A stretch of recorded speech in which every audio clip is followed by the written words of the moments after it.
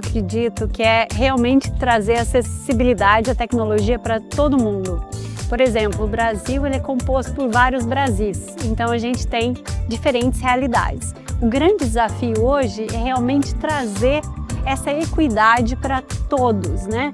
Quando a gente pensa em Brasil, eu quero o mesmo atendimento que eu tenho em São Paulo para a região mais remota da Amazônia. Eu acredito que para a América Latina se reflita a mesma realidade. Então, são vários países, têm diferentes realidades. Então, a ideia é realmente trazer essa equidade para toda a América Latina com a tecnologia. A tecnologia ela pode apoiar o acesso ao tratamento de diversas maneiras. Eu posso ter um médico, um formador de opinião, um médico que é referência na sua área, por exemplo, no Sudeste, em que não é possível viajar, porque ele tem uma agenda muito cheia aqui, ele não é possível viajar orientando outros colegas ou auxiliando em outras cirurgias ou procedimentos ou tomadas de decisão. E aí a tecnologia entra.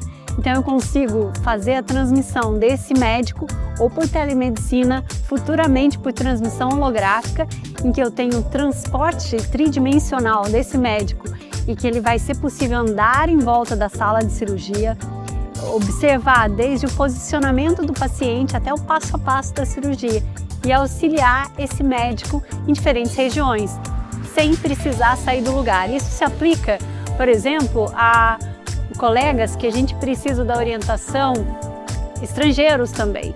Então eu tenho vários professores, vários renomados professores que já operaram milhares de pacientes, que eu tenho um caso desafiador comigo e eu preciso do auxílio desse professor.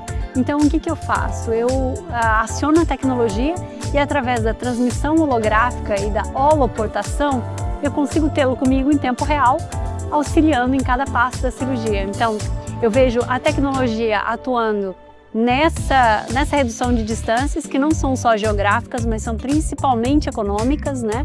Porque essa equidade ela vai vir, então o médico não é necessário viajar até o Brasil, mas ele pode fornecer a expertise, a orientação de onde ele estiver.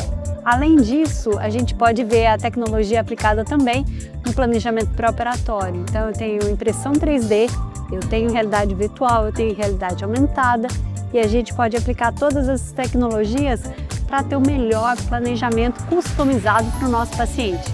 Eu fiz muitas cirurgias no Brasil com a ajuda de modelo híbrido, 3D, impressão 3D, realidade aumentada e realidade virtual, e eu asseguro, há uma redução de tempo de cirurgia, tempo de anestesia, uso de analgésicos, tempo de permanência em UTI, tempo de hospitalização no geral. A gente tem uma queda de 5 dias para 3 em vários casos, somente por planejar antes da cirurgia. Então assim, a tecnologia ela traz muitos benefícios, imagine em escala, porque se eu reduzo o meu tempo de cirurgia, ao invés de operar 3 pacientes naquela sala de cirurgia, o hospital vai ter um aumento aí de 3 para 5, né, quase 100% de aumento no número de cirurgias se você tiver cada uma delas com seu tempo reduzido.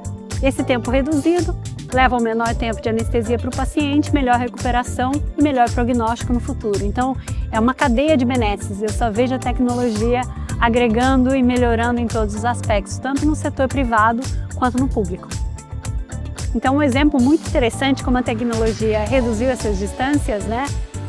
Tem uma paciente que veio do interior da Amazônia, viajou 3 dias de ônibus para chegar em São Paulo e chegou até mim com uma malformação craniana que chama encefalocele frontal, quando o cérebro hernia através de uma falha óssea do crânio. E era bem frontal, era entre os 2 olhos.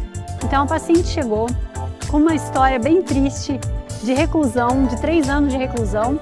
A paciente não saía de casa, não era alfabetizada, não frequentava escola, sofreu muito bullying durante a infância por ter essa malformação. E importante enfatizar que essa malformação deve ser corrigida ao nascimento. Essa paciente chegou para mim com 10 anos de idade.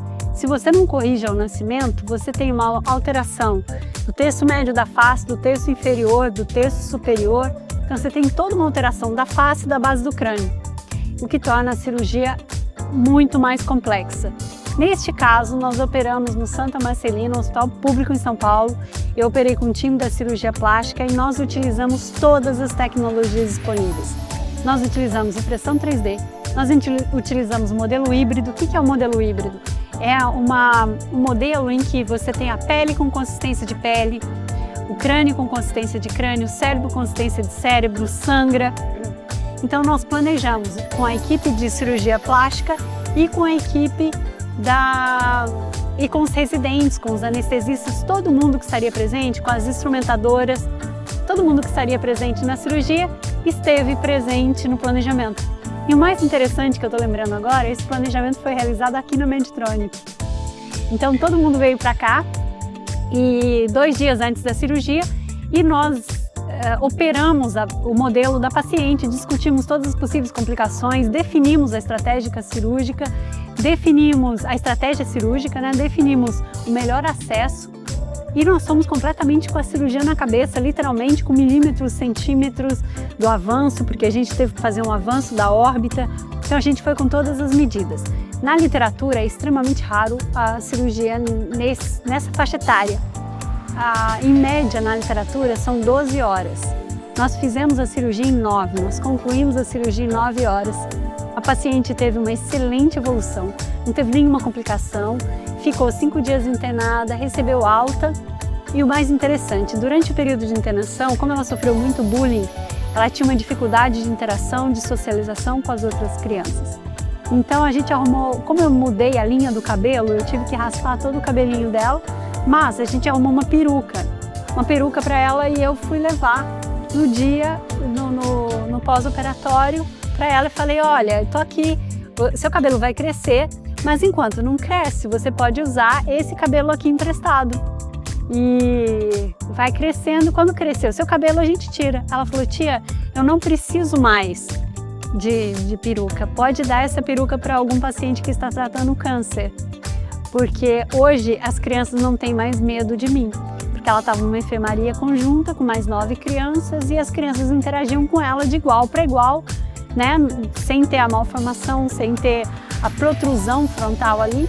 Então interagiam com ela e ela se sentia integrada, ela não precisava mais de peruca, o cabelo não fazia diferença. A integração, né, com as outras crianças, a socialização, a trouxe de volta. Então, assim, saiu de São Paulo, uma criança extremamente feliz, alegre, voltou para a cidade de origem, se matriculou na escola, alfabetizou, hoje é a primeira aluna da escola. E o sonho dela é se tornar médica para ajudar outras crianças. Então, assim, esse é um dos casos mais impactantes que eu tive, em que a gente conectou São Paulo com a região amazônica, quer dizer, né, a mãe a trouxe, confiou no nosso trabalho, mas o mais interessante é que a tecnologia agregou.